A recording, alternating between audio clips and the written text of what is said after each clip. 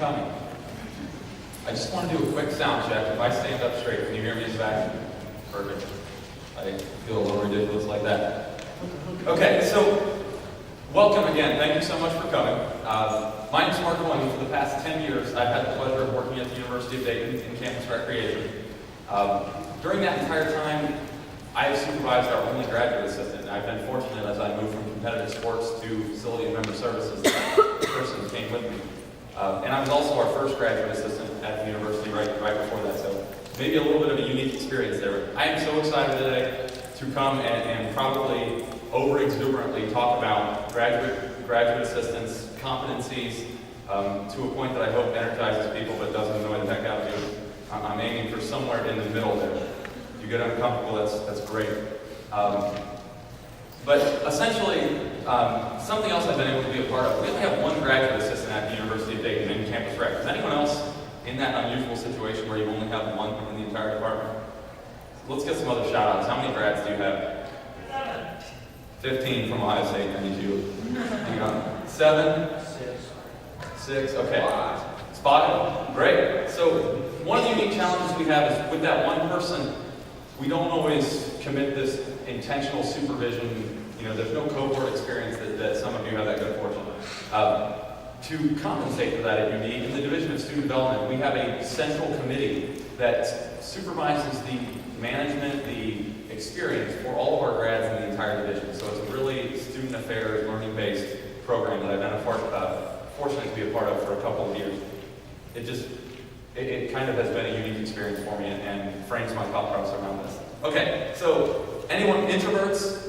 Anyone just exhausted from extroverting for the last couple of days? Great.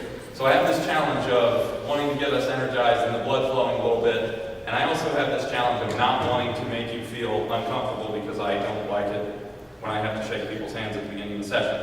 So as I pull my camera up, I'm going to ask you for a favor. Let me go back one slide here. This is my 4-year-old son, Noah, and I'm missing his birthday to be here today. Aww. And so I keep asking him, hey, what time are you back in Florida for your birthday? A gator. Okay. This is him. A couple days ago on his birthday, his grandpa gave him a John Deere hat. He's over the moon. I can't compete with that at all. What I'm hoping is I can get, this is a quick aspect. Can we stand up? I'm going to get everyone to yell happy birthday Noah into my camera right here. It will make my day. Aww. Okay, so I'm going to do this. Come on in. Great, yeah. Thank you. Dad? It's wonderful. I don't want to take too long. I'm a talker to begin with, so I'm just going to go 1, 2, 3, except I'm not going to say it. I'm going to blame you all. I'm going to say happy birthday, Noah. Happy birthday, Noah! Happy birthday, buddy. And if you're also potentially married or have a significant other at your home that has been dealing with all the kids by herself, you'll understand how many points this is going to get me. Great. And there's a gift shop down the road that they sell gator heads for $2. It's helpful. That's what I got my 5-year-old. This is wonderful. I'm going to take credit for all of this. Okay, so I want to tell you a little bit about my journey towards competencies. Basically, as I said, I was the first graduate assistant in the University of Dayton. And so how that works is I graduated as an undergrad psychology degree. Anyone else have a random non-recreational degree? Okay, most everyone. Perfect. And my former boss after I graduated called me because I worked my entire student life. I spent every day at the rec, wrecking intramurals, right? Didn't really work on my psychology stuff. That summary calls and says, hey, we have a graduate assistant that just got approved. Are you interested? Yes. Stability, paycheck, great, graduate school. So I immediately had this problem. In about 2 weeks, I had to decide what graduate program am I interested in. So I went through looking, and I randomly and either luckily or by the grace of God, came across college student personnel, which is essentially student affairs at the university. And I did some research, and I said, this is what I want to go for, and thankfully I get into that program. Okay, so it's 2004. This was a lot lower in 2004, but it's 2004, and I'm in college student personnel, and I'm working as a graduate assistant in a department that values participation numbers. And I'm in college student personnel, learning about learning design and assessment and outcomes. And I'm coming back from class every day and I'm telling my boss, this is really cool. We got to develop this, and we got to do learning. How many people played intramurals last night? That's all that would be asked. How many games did we play? How many people participated? Did we drive numbers? Did we get more female participation, etc.? So you may have experienced at some point, is there anyone that you feel like the number one outcome in your program or your area is numbers, is data-driven participation, okay? So you can imagine I came in learning design, let's do student training, we were doing a lot of, for example, we would call every intramural captain every day to remind them they had a game. And say, hey, are you coming tonight? Do you know when your game is, etc. And we would call the officials and say, hey, do you remember you're working tonight? And it just was this experience that was driven to make sure that everyone was there, everything was run on time, but there wasn't a whole lot of challenge and learning going on. Okay, so at some point, I bought into the participation. We had a very successful program. We're a little University of Dayton. We were getting in the Princeton Review every year for top 10. Most students on your campus play intramurals. The vice president was calling down saying, that's awesome, you guys are awesome. We're loving life, right? And I'm getting disenfranchised with this student affairs. I'd go in and I would talk to Dr. Schaller, who was awesome, and say, hey, I don't get this stuff, we have to drive numbers, we have to get participations flagged. I'm glad they're learning things, but they have to get there first. And so I was having this struggle, and it's a struggle that I think we hear in this industry currently, which is why I bring my story up, to talk about these competencies, us as a profession, and driving some consistency towards our graduate assistantship. So I brought Dr. Schaller. And one of the things she finally asked me, because I was constantly challenging her on this idea of learning design, she was wanting me to be an educator, I was wanting to be a programmer, I didn't see the connection between the two. And she kept asking me this question that I didn't understand at the time, and maybe still don't. But she would say, Mark, do you want to be a really good person, or do you want to be a really good professional? And 10 years in, I'm pretty average at both, so I guess I'm going down that road effectively. But I didn't understand it, but the statement was, we're all good people. We have intuition, we have gut instinct, that's why we're in student affairs, right? That's why you were identified by your supervisors at some point as, hey, you can be a leader, it's why you rose up. And if we're not careful, we can be tempted to just relying on our people skills, on our gut intuition, and we're a really good person without a plan, without an intentional design. And that's what she was saying. Do you want to be a really good person, or do you want to be a really good professional?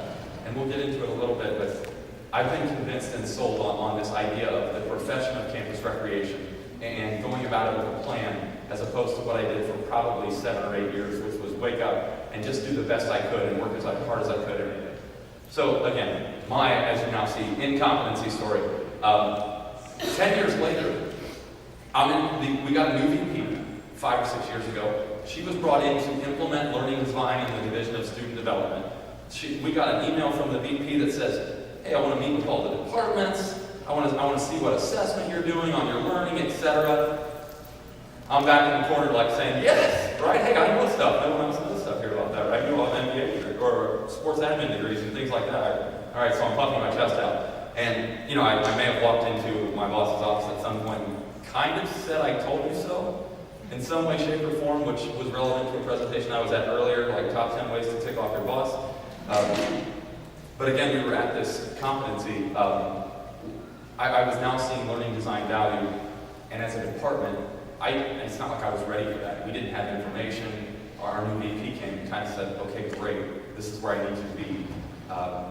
We need to be a student affairs, we need to be student learning, etc. And that culture started to shift. And 5 years later, I can confidently say that I like our balance of 50-50. This production, this good business operation, best practices in campus recreation, we have high participation. And we're also moving in this direction of student learning. So again, my incompetency story. I also, that middle bullet there, I have a really dry sense of humor, is important as we move along here. Okay, so a couple of things before we get started.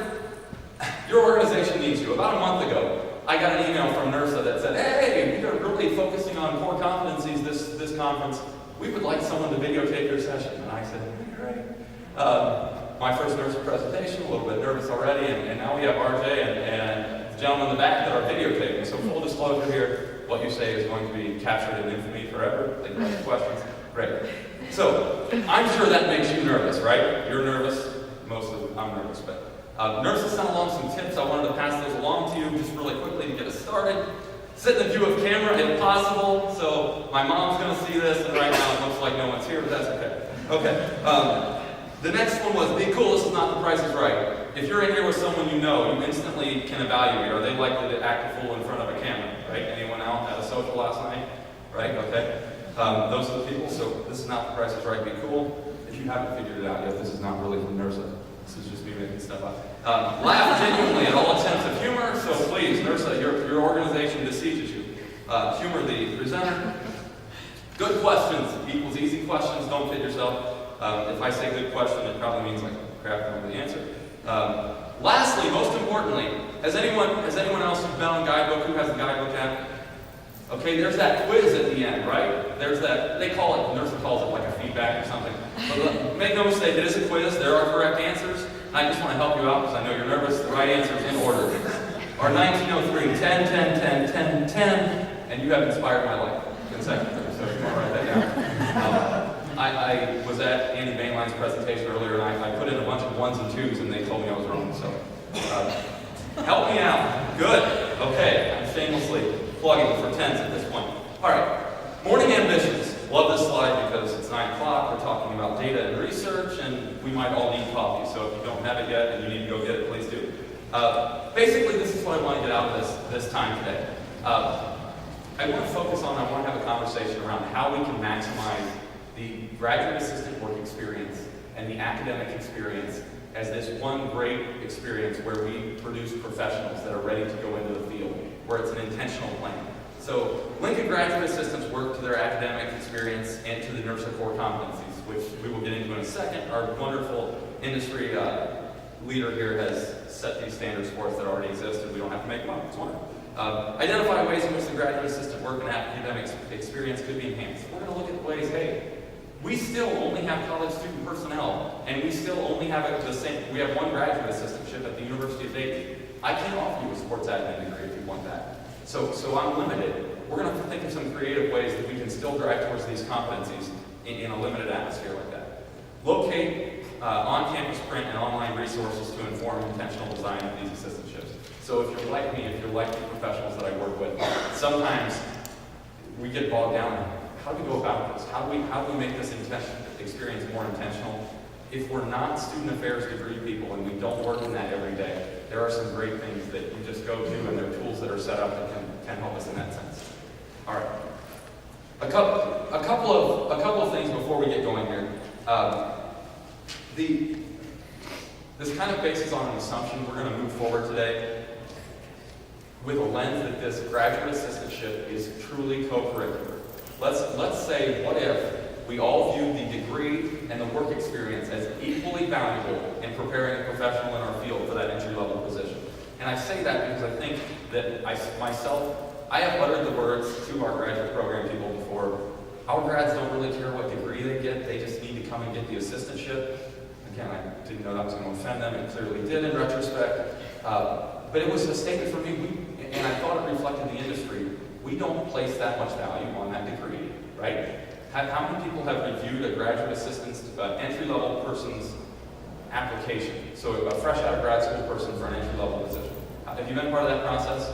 Have you found yourself in that discussion just being like, master's degree, yes, and you move on. Now let's look at their GA experience, right? Let's look at the work they've done. Let's look at the volunteer experience they've had. I've experienced that, and I don't think it's just at UD.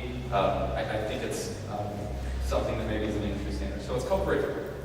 And in this nice yellow and blue gourmet screen fashion, right, to really look intentionally at how those two experiences go together and make this camp or collegiate recreation pro in training. All right. So to do that, the other assumption, we are basing this off NIRSA's 8 established core competencies. If you didn't get a handout, there's one on the chair in the back. But the second sheet of that is a small snippet that describes these 8 professional competencies that NIRSA has laid out for us. And they're not. There's a short description, and that is page 1 and 2 of a 30-page document in which every one of those competency areas is laid out in detail with sub-areas and what exactly that means.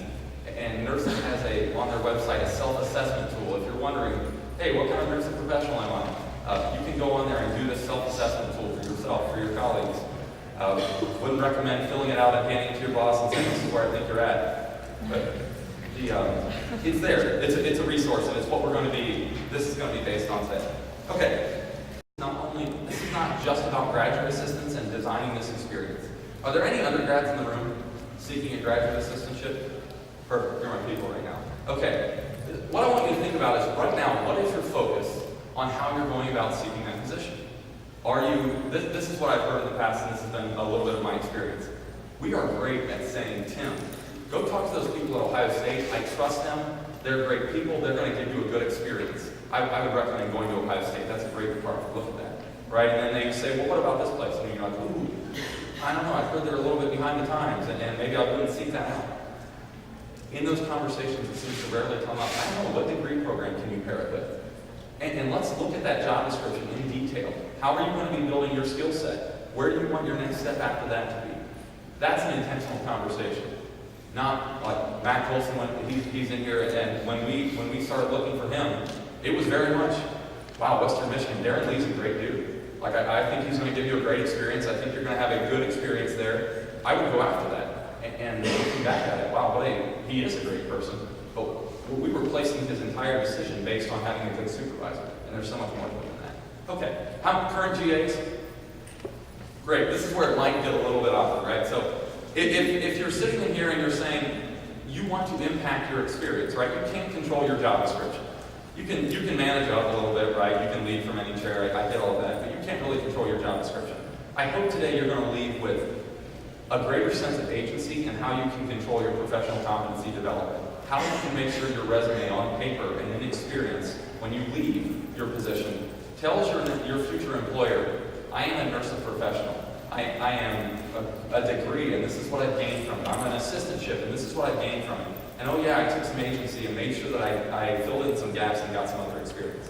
All right, and then if you're more supervising GAs, or you're a director and you're looking at a more strategic level, I'm going to get geeked out a little bit on moving the industry towards our position descriptions and how we're structuring those experiences for our grads and making sure, if I'm a director, I don't want my graduate assistantships experience to be based solely on the competencies and the ability of their supervisor, right? Great, I've hired good people and they're in that position, but we want to have a structure in place that supports that as well. So I hope we've got something for everyone. Is there anyone else that is here from some other lens? You said no? Okay. I was trying to think of what other lens you might come. And I also hope you walk away from this, even if you don't have GAs or you're not a GA, this can be applied to student positions, it can be applied to professional positions, etc. I hope it's not limited in scope. All right, so why focus on the graduate assistant? I believe we're still a developing profession. I was in a session on the CAS standards the other day, and they did a poll of the audience, and basically they said, where are you housed? And 70% of the room was in student affairs, 20% of the room was in athletics, and 10% I think was in auxiliary business services, something to that effect. And the moderator said, yeah, that pretty much mirrors the industry standard. So we know this is out there. We know, we've seen, let me just ask, has anyone worked in two different universities or had their department switch where you've worked for student affairs and you've worked for some other area? Has anyone experienced that? Great. Did your priorities change at that point? Did the things that yes, no, some in between? We know that we have inconsistency, and we all come here to this conference, there's 4,000 of us here, or members, or whatever, and we're all trying to drive towards this profession, and we have this disadvantage. Housing residence life people, they don't have that inconsistency, right? They know that they're getting a student affairs degree, they know that they're going to be doing student development theory, they know they're going to be in student affairs. So our diversity is our big strength, and it also kind of gets in our way. And I'm sure we've seen that as people go to apply for jobs, and they're leaving an athletics department, and they're applying for a highly student learning, and we're speaking a completely different language. So, as still a developing profession, there's no academic standard. Is anyone from James Madison in here? That's great, I was with you. As far as I know, James Madison has the only graduate degree for campus recreation administration. The rest of us are trying to make something else work, right? So, student affairs degrees, in some way, shape, or form. Great, I'm going to say 5 or 6 hands. Sports management, sports admin, a large majority. Do we have any fitness? I mean, fitness, kinesiology, marketing, some other things, okay? All of those, and part of what we're doing today is, all of those are a best fit. James Madison's perfect. They've combined student affairs and business and sports administration and kinesiology, if it needs to be in there, into this one great program that I can only imagine allows people to be, even, you pair that with a great assistantship. I'm interested in talking to that person, almost just because I know they got a campus recreation degree and because they have an assistantship. Think about what that's doing for their professional development. So we don't have an academic standing. What is our gatekeeping experience? How many people have had a graduate assistantship if you're a professional in something? Okay? It is still our gatekeeping. It is the cornerstone for what we build our professional development on.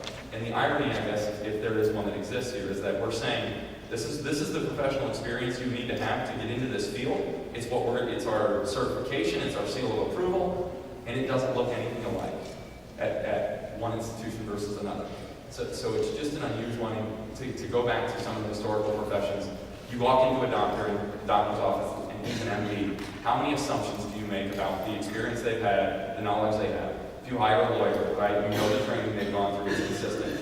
If you walk into a campus rec professional's office around the country, you might be talking to a sports business-minded person with that degree. You might be talking to a student affairs person, and it's a little bit inconsistent. So that cornerstone experience is inconsistent. Lastly, I've seen for myself, if I rely on the good person factor only, that maybe I'm a pretty decent supervisor, a pretty decent mentor. What happens when you hire someone that doesn't relate to you? Okay, so don't raise your hand. Have you ever supervised someone that you don't click with? That you don't wake up every day with this, Matt, I can't wait to mentor Matt today and challenge him. I can't wait to mentor Tim today and challenge him. That's happened, right? And that to me is the difference. If you can successfully challenge and create a learning and a development experience for someone that's not like you, now you're a professional. If not, we're hiring people like us. We're hiring like-minded people because we need to be that good person and we need that mentor thing to work and we're relying on them. This, having an intentional plan, I found, so I'm going to call Tim out. He wasn't a grad for me, but he filled in the year.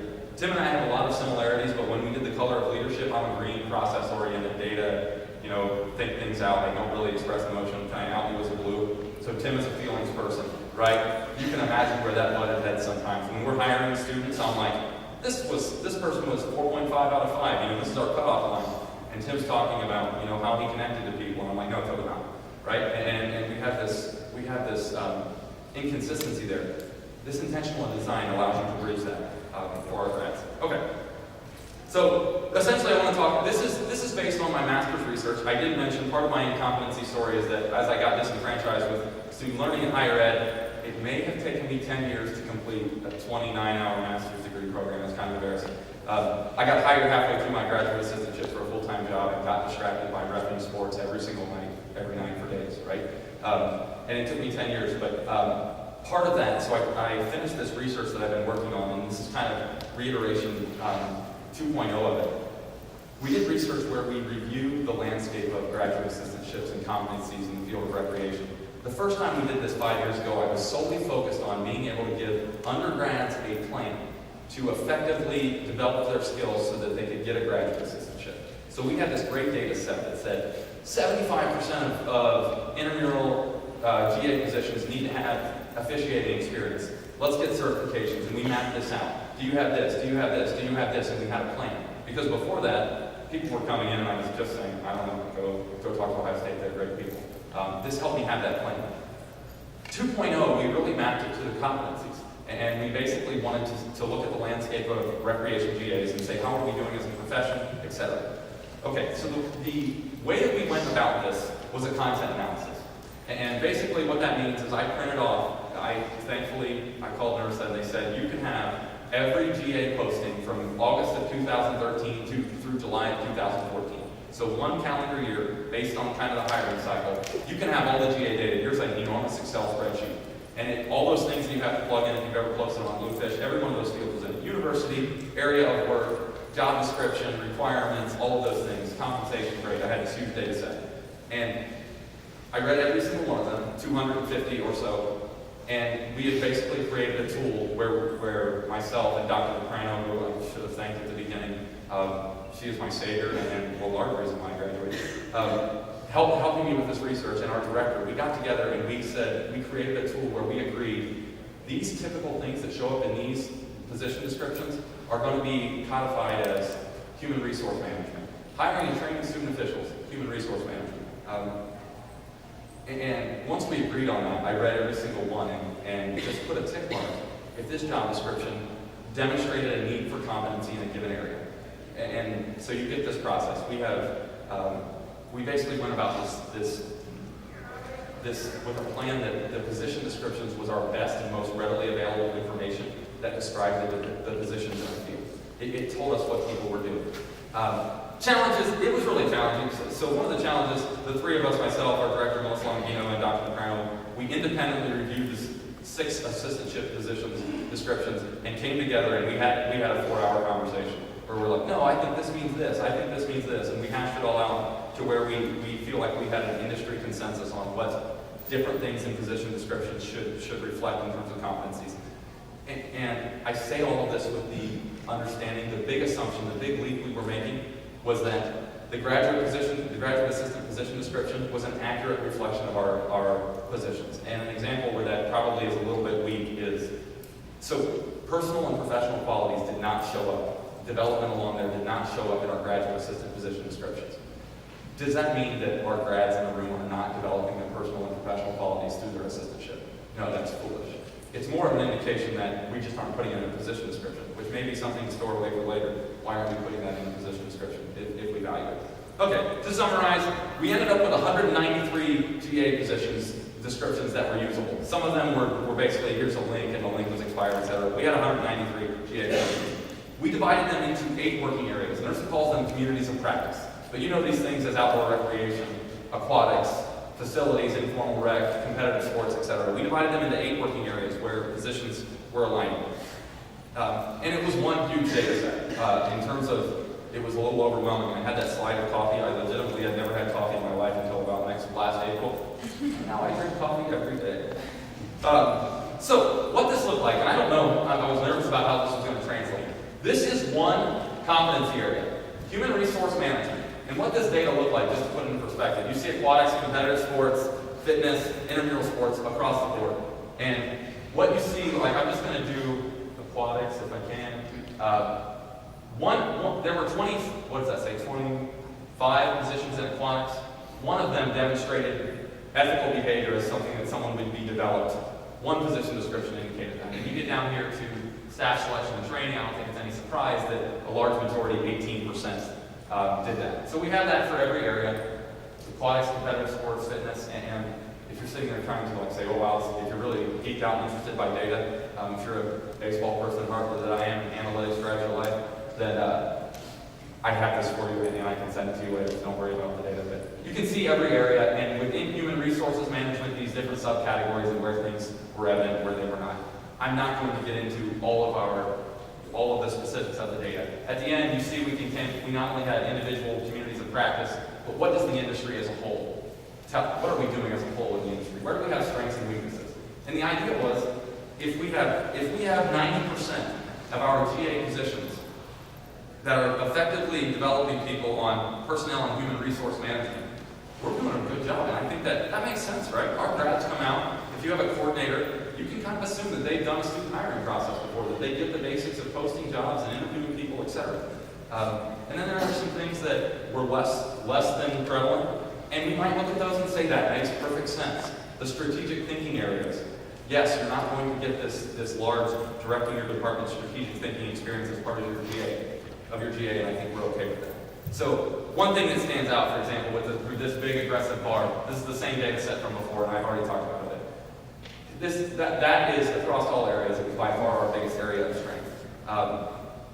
Basically what it said, most of those positions have this bullet of responsible for the training and development of your student staff, right? Doesn't surprise me. So this is a little bit of my bias, my student affairs bias, but this is philosophy and theory. It's a one where we were a little bit weaker. And again, you can imagine, we're not giving our grads always that experience where they're doing strategic development, etc. But I think there are some opportunities that we might not be taking advantage of. And the most alarming, I think, is that 3% of our graduate assistant positions in the entire industry mentioned anything about exposure or need to develop or use student development theory.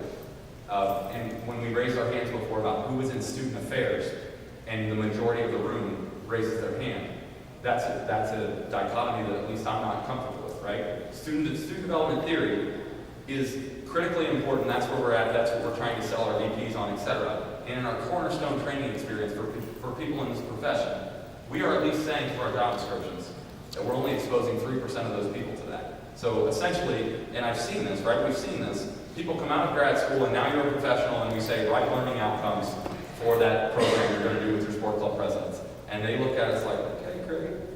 Okay, and then they call their GA supervisor from their old school and say, what the hell does this mean? You know, what are we supposed to be doing? It sets this person up in a little bit maybe for failure in that sense. Breakdown, like I said, I didn't want to get into all the data, but this is the 8 communities of practice that we identified, and you'll see a little bit of redundancy. As the industry trends towards competitive sports as a combined model, we had enough intramurals only and enough sport club only and enough competitive sports specific that we separated those out in 3 areas. But aquatics, for example, the green means that there was a high percentage of them that trained on programming. Great, that's not surprising, right? High percent of them trained on programming. Is it a little bit alarming? The percentage for risk management language requirements in the position description was around 35%. Okay, so that's either not true, I hope that we're just missing in job descriptions, or we're not providing a great risk management experience for our graduate assistants in aquatics, which makes directors in the room sweat, I hope, a little bit. Or if you're thinking about that. So you can go down the list. Competitive sports, no surprise that HR management, the development or supervision of staff was high. But I thought it was odd that research and evaluation was almost non-existent. There was almost no evidence of assessment of programs for our competitive sports GAs. So again, either of these we're missing in our job description, or we're doing it at the professional staff level and not exposing the GAs, which I think is maybe more likely. So something to think about for this as a development experience. And as we go down the line, you see the strengths and weaknesses of every area. One of the real outliers, and I had a great conversation with Lindsay Helm, our marketing, our coordinator of communications and outreach. Our marketing GAs are high, as you can imagine, on HR management. They expect them to hire students. Almost everything else, we as an industry are kind of saying, you're a niche. You're not going to get the rest of these experiences. You're not going to get facilities, you're not going to get programming, you're not going to get these other things. And if that's true in your area, we're bringing professionals into this field that we kind of put at a real disadvantage on upward mobility, right? They come in and they maybe don't have that great comprehensive experience, which makes sense, but how can we challenge ourselves to set them up for success, to be able to be leaders in our field? Yeah? Sorry for interrupting. No. I'm curious to know if it's that we're missing the mark or we're not having the conversation to make the connection for the GAs. As an aquatics professional, it blows my mind that risk management is on there because we train lifeguards from day one to be risk managers. And so maybe as professionals, we're not having the conversation to make the connection between what they're doing and the core competencies. So it's just a conversation miss. I don't know, I'm asking. I don't for a second think that we are at risk as an industry because we're not providing an effective experience along risk management for our clients. I think it's kind of an outlier, or it's a statement of, hey, why isn't that a focus of our GA position descriptions? Because it just wasn't evident there. Thank you for clarifying. Put yourself in that undergraduate student's shoes. Let's say we have a really motivated undergraduate lifeguard supervisor in an area, and they want to go and get a GA, and they're looking at position descriptions, and they're not seeing risk management. If people outside of our field from student affairs or from facilities management are looking at this position description, they're saying your entry-level people, your GAs are not getting the risk management experience, etc. It's more of a, are we not making that connection? Is it so assumed that we're not stating it? And maybe if that's the case, let's state it so that we're being more transparent. Thank you. I was really nervous that this would, if this ever seems like so boxish, like let's do better. It's absolutely meant to be encouragement, which is why I started with my incompetency story. There are so many things that as I went through this, I went back to our job description. I'm secretly editing in our shared drive, so that the next time our director goes in there, I'm like, look, competencies. Or our visual, yes, absolutely. Or even my TA who's like reading this, he's like, you're full of crap. Great. I didn't let him, he's not any professional in here, I wouldn't let him come for that reason. Okay, master's degree, we've kind of hit on this, more than just fancy paper. I've got a quote up here that I think I've seen on job descriptions, on our entry-level job descriptions. 2 years of experience, and I've got that in bigger font for a reason, right? And a master's degree in sports administration, higher education, or related to, which we've already, it's kind of a whisper, and that's been my experience, and I own that at UT, that we say, okay, you've got your master's degree minimum requirement met, and we move forward. The encouragement here is let's make more of that experience. Okay, what we did, and where this degree program comes in, is the encouragement is to, as an industry, myself as a supervisor, I did this for the first time last summer after I saw this data. I sat down, I got my job description out, I pulled out the graduate curriculum for college student personnel, looked at the classes, looked at the descriptions, and I mapped both of those to NIRSA's professional competencies and said, if we take this academic experience, we take the graduate assistant work, this is our training program, where is Jeff, my GA, going to have redundant experiences? Where is he going to come out really strong? Where is he going to come out with areas that we need to fill gaps in, etc.? But it gave me this clear picture of, hey, he's not going to get programming, and I'm in facilities and member services. Why was that shocking to me? I'm like, oh, maybe we could expose him to programming somehow. But it's just to refocus on this graduate, the academic experience. So what I've done here is I went to the CAS standards for a graduate program in higher education administration or student affairs, etc. And I essentially have highlighted where you can expect, if you have a higher ed, if your student is in higher ed admin and they're in an accredited program, they're going to have a great experience in the classroom in philosophy and theory. No shock there, right? They're going to get that student development theory there. You can kind of say, great, experts go do that if that's not your thing. They're going to get a programming experience. They're going to learn all about learning design. They're going to learn about assessment, great. Human resource management, there's a little bit of that in there. Research and evaluation, almost all of those programs require some kind of weighty research project that will get you addicted to coffee. Personal and professional qualities, they do a lot of leadership development, a lot of reflection, a lot of introspection, a lot of intercultural development along those leadership guidelines. But you're not going to get business management. That's not shocking, right? Have you ever talked to student affairs people? Right? Me, I'm one of them. Like learning design. Okay, how about the budget? Learning design. How about the budget? Okay. Facilities management planning, they're not going to get any experience there, legal liability, risk management. So, map those two. If those are shortcomings out of their academic program, I have to give that to them. And if I can't give it to them, we'll talk about ways later that we can do that. So COSMA is the Commission on Sports Management Accreditation. They accredit Masters of Sports Administration programs. And similarly, I went to their requirements and their curriculum, and you can see, these are not surprising. They're not going to get the philosophy and theory from student affairs. They are going to get program, they are going to get HR management, they are going to get the philosophy and theory, I'm reading backwards, but it's not going to be student affairs. So think about that, just they're not going to be campus rec programmers out of that necessarily, they're not going to be human resource management. The business management, you can imagine that's a big focus, and you see kind of a list here. Okay. That being said, we have various degree programs, and we'll talk about kind of ways to get creative, right on cue. The activity we're going to do today is going to focus a little bit on so many things are predetermined. Our GA experience is predetermined to a certain extent, right? You can't just say, hey, my marketing GA is not currently getting to hire a lot of people. Let's just put them in charge of hiring the intramural officials. You're not going to be able to do that. You likely, unless you've got more influence on your campus than I do, aren't going to go to the degree program and say, hey, you want to throw some student development theory classes into that sports administration degree program, right? What can we do to be creative? The council or the Commission on Sport Management and Accreditation, their standard is 15 credit hours of electives for a degree in sports administration. That student has agency to go to that person and say, I want to go into campus recreation. Look at this great information on what our field's competencies are. I need these things. Can you write me into student development theory and talk to their faculty and let them, talk them into letting the crazy sports admin person into their theory class? It gives you agency. What can you do with internships? I'm not going to get Jeff, our GA, he's not going to get a large programming experience. He has to do 3 internships in higher education administration in his degree program.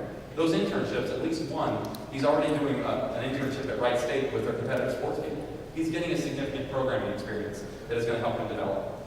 Get creative. How many of you have committees? great higher education. We committee like 4 hours a day, right?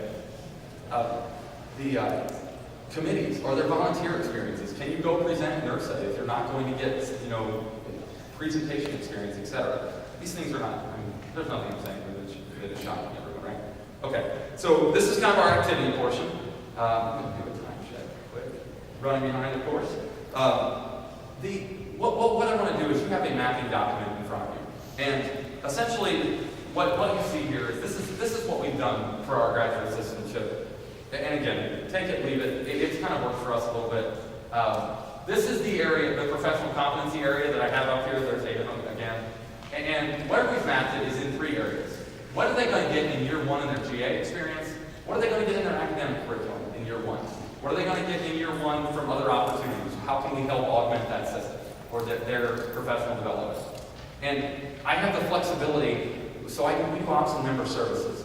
And basically, we create a pretty significantly different experience for our GA in year 2 in the same work area. But for example, Jeff currently supervises our student staffing and our equipment resource center. So that's the member services part. Next year, he's going to do our student staff training. After he's had learning design classes, he's going to do our student staff training. He's going to supervise our engagement initiatives where we try to get our students involved. There's a lot of there might be some programming experience there, but it's a different experience. So for me, I map it as a year 1 and year 2, and I try to look at it as a comprehensive. When you leave here, what are you going to be able to tell people that you're good at, and what are you going to be able to demonstrate? And this is what it looks like for our position. In year 1, he works with special events. I forgot to say that. Personal and professional qualities. Special events means adaptability, right? If you don't get experience in adaptability from special events, then you are more organized than we are at the University of Dayton, and you might be anyway. But I think this is the supervisor cohort. He was originally going to work on our committee for supervisor cohort, and that got bumped to next year. Low-level suspension meetings, so meeting with our people that have been kicked out of the building largely for using the wrong ID, and maybe he's got to meet with them and have policy explanations of difficult conversations. And then we looked at his classwork, and he took an international and global higher education. And his intercultural competencies out of there, he's coming back from class, and I'm saying, oh, I've got to go read some stuff, or I'm going to be embarrassed when we talk about his class later. He had a great experience here that really challenged him. You get the concept. Okay. So this is the idea. And introverts stay to yourself, extroverts share with the people next to you, do your own jam here. Just take this document that you have, and if you don't have one, please raise your hand, I'll get you one. And 5 or 10 minutes. We have 15 minutes left, and I've only got about 5 minutes at the end here. So 5 or 10 minutes, and I'll gauge based on kind of how we wind down. But start to just throw things in. A graduate assistantship, if you're seeking a GA, what do you want to get out of that experience? If you are a GA, look at your own experience. If you're work for a department that has GAs, look at those experiences. I'll put this back up. If you're wondering about the degree program they're in, if you'd like to know more about that degree program than I do, or that even Cosmo or CASTA. So map those out, and you're not going to get to every one, but look at an area that you'd like to challenge yourself, or you think is a strength. Look at an area that you think might be a weakness of that position. Any questions before we get started on that? Feel free, like water in the back. There's free mints. I got you guys free mints. They're in the bowl back there. 5 or 10 minutes. Back. What are some examples? What are creative ways? So who had light bulb moments in this conversation? Who was inspired by a colleague, etc.? And I've already got plants over here that are ready to share some creative ways that they're going to augment their experience. So to get it going, go ahead. Okay. So Bob off at College of William and Mary, Virginia. We discussed partnering with those folks in the higher ed programs that we had, and having some discussions to map out what those classes are, what those requirements are. Because I don't know. We talk to GAs, they say, how's classes going? They say, oh, it's great. Okay, well, what'd you talk about? And then they talk about stuff, and I'm like, wow, that sounds really interesting. And I don't know specifically what they have and what choices they have, so I need to educate myself about what options they have so that I can then counsel them and say, well, did you think about taking a class in the business school? Because you can do that. Or did you think about taking a class over here? So I need to educate myself about what options they have. And then that will help me complete this map. I can absolutely echo my insecurity around when I've been at the table with people that know student development theory, even though I feel like I've got a good handle on it. we talk about. When I sit down with HR health people or housing people on this bigger committee, I'm like reviewing notes beforehand, like vocabulary flashcards, kind of like you said, kind of going back to, hey, what does this mean? What is self-authorship? Okay, that's what this means, great. And it is helping. Other thoughts? Yeah, Becky, thank you. Becky Hall, University of Arkansas. One of the other things we talked about was the gap in, as professionals who did not have those opportunities to pursue a degree in higher education or student development, how do we prepare ourselves and gain the knowledge to be able to have those conversations when we have no idea? You can talk about student development theory, and I have no idea what you're talking about. And how do I do that and prepare myself to have those conversations? And in the short term, find somebody to fill in the gap while I educate myself. Thank you, Becky. So, and as I look back at our process, first of all, I promised in a learning outcome I would give you on-campus training and online resources. So to get my 10 out of 10 on learning outcomes, resources on campus that we found and online. First of all, NIRSA, this competency document, the assessment tool, if you just map it to the NIRSA competencies, it's there, they've created it, it's detailed, it's awesome. And what a refreshing, I mean, they've solidified that for us. On the back of that mapping sheet is our GA description. Is the job responsibilities broken down, and I mapped it to NIRSA competencies. That's the document I use with our GA. And we've also, you see there's a UD student development competencies essentially. Your division of student development likely has some of these competencies. If not, use NASPA, use ACPA, they've got those things out there. Use your campus. There are experts on your campus, either in your academic program or in student affairs, that are going to be excited. They get geeked out. You want me to talk to you about student development theory? Do you have 3 hours for lunch? It is going to kind of be the approach. I promise you have those resources on your campus. And then, so NIRSA's out there, you likely have on your division. I found those two things. Just ask the question. Right? Now been here for an hour for what it's worth. Okay? Where do we fit in this process? So implications really quickly. And it kind of maps back to what we talked about earlier. We hope you're an undergrad with a plan. Those of you that are undergrads. A plan with how I'm going to build my skill set. Think about if somebody comes to you as a first year and they say, I want to go into campus recreation. You're like, 4 years? To build a resume, I got this. Right? Gerard's saying, and Gerard would look at them and say, if I don't get to a GA in 4 years, that's my fault. Right? But 4 years, if I don't get to a GA, that's my fault. Right?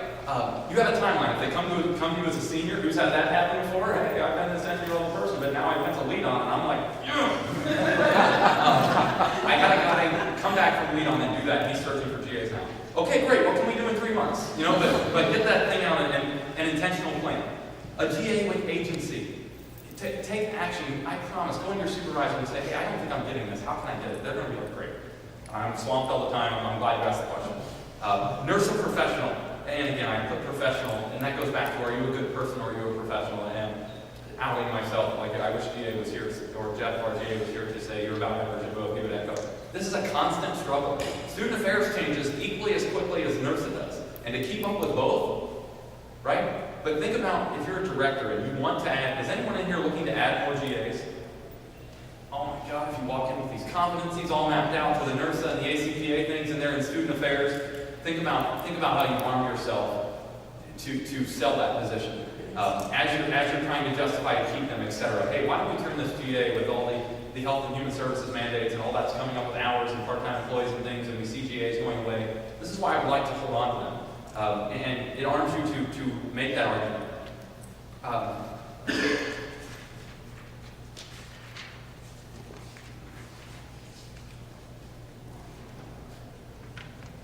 Essentially, I hope at every level, I'm so enthralled by this experience. I mean, my GA was my transformational experience. My 10-year graduate program, although it was nerve-wracking for 10 years, like made me twitch thinking about how I didn't have it done, I wouldn't have traded the way it developed and how I just finished up with my learning design last spring. I wouldn't have traded that for anything.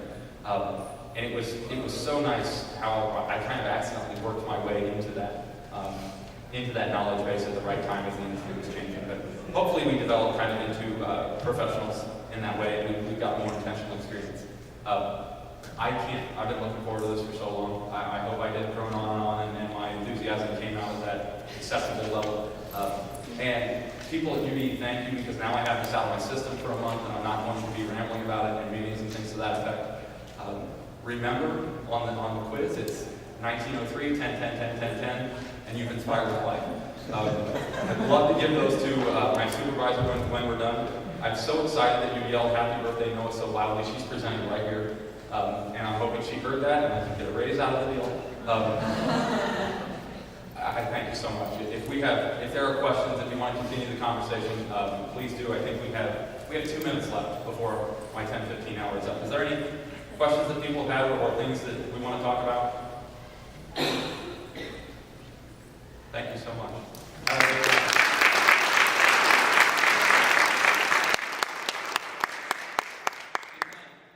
NIRSA video crew. You know where, RJ, you know where this is ending up? The video. I have no idea where they're posting. Yeah, I think this is like Facebook. Not yet. That is not my part. My mom was going to come to the conference and sit in the front row, and I had flashbacks of high school baseball and her yelling at umpires until I said, hey, they can video it. And I was Yes. so you saved my life. Appreciate it.